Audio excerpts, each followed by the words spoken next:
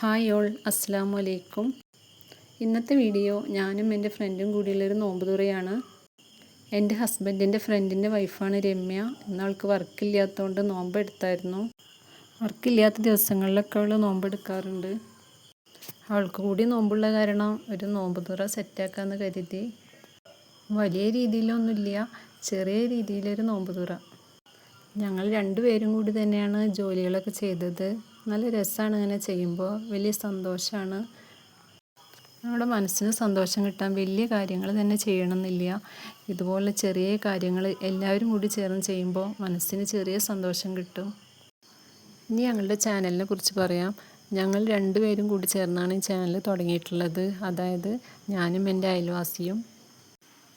Channel എങ്ങനെ തുടങ്ങണം, എന്ത് വീഡിയോസ് ഇടണം, എഡിറ്റിംഗ് എങ്ങനെ, ഒന്നും ഞങ്ങൾക്ക് രണ്ടാൾക്കും ഒരു ഐഡിയ ഇല്ലായിരുന്നു. എഡിറ്റിംഗ് ചെറുതായി പഠിച്ച് ചെറിയ രീതിയിലുള്ള വീഡിയോസൊക്കെ ഇട്ട് വരുന്നേ ഉള്ളൂ. എല്ലാവരുടെയും സപ്പോർട്ട് ഉണ്ടാവണം. വീഡിയോ മെച്ചപ്പെടുത്താനുള്ള നിർദ്ദേശങ്ങൾ എന്തെങ്കിലും ഉണ്ടെങ്കിൽ കമൻറ്റായി രേഖപ്പെടുത്തണം. വീഡിയോ കാണുന്ന കൂട്ടുകാർ ലൈക്കും സബ്സ്ക്രൈബും ചെയ്ത് സപ്പോർട്ട് ചെയ്യണേ. പുതിയ ചാനൽ തുടങ്ങി സബ് വേണമെന്ന് ആഗ്രഹിക്കുന്ന കൂട്ടുകാരുണ്ടെങ്കിൽ കമൻറ്റ് ചെയ്താൽ ഞാൻ തീർച്ചയായും തിരിച്ച് സബ് ചെയ്യുന്നതാണ്.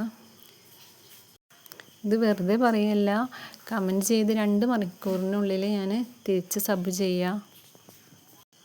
അപ്പോൾ ബാങ്ക് കൊടുക്കുന്ന ടൈം ആയി തുടങ്ങിയിട്ടുണ്ട്. നോമ്പ് തുറക്കാനുള്ള വിഭവങ്ങളൊക്കെ ടേബിളിൽ റെഡിയാക്കി വെച്ചു. ഇന്നത്തെ വിഭവം സമൂസ, ലോഡഡ് ഫ്രൈസ്, പിന്നെ ഫ്രൂട്ട്സ് മുറിച്ചത്, ക്യാരറ്റ് ജ്യൂസ്, ഫ്രൂട്ട് സാലഡ്, ഇതൊക്കെ തന്നെയാണ്. വെള്ളം ഞങ്ങൾ കലക്കാറില്ല. നോമ്പ് തുറന്ന ഉടനെ ചെറുനാരങ്ങ വെള്ളം കുടിക്കാറില്ല. നന്നാരി സർബത്തിട്ട വെള്ളം കലക്കാറുണ്ട്. അങ്ങനെ ബാങ്ക് കൊടുത്ത് ഞങ്ങളെല്ലാവരും കൂടി നോമ്പ് തുറന്നു. നോമ്പ് തുറന്ന് വെള്ളം, കുറച്ച് ഫ്രൂട്ട്സ് എന്തെങ്കിലും കഴിച്ചാൽ തന്നെ വയറ് ഫുള്ളായി, പിന്നൊന്നും വേണ്ട. എല്ലാവരും കൂടി ചേർന്ന് ഇരുന്ന് കഴിച്ച കാരണം ഇന്ന് കുറച്ചധികം കഴിച്ച്. സാധാരണ ഞങ്ങൾ തറാവീഹ് കഴിഞ്ഞിട്ടാണ് ഫുഡ് കഴിക്കാറ്.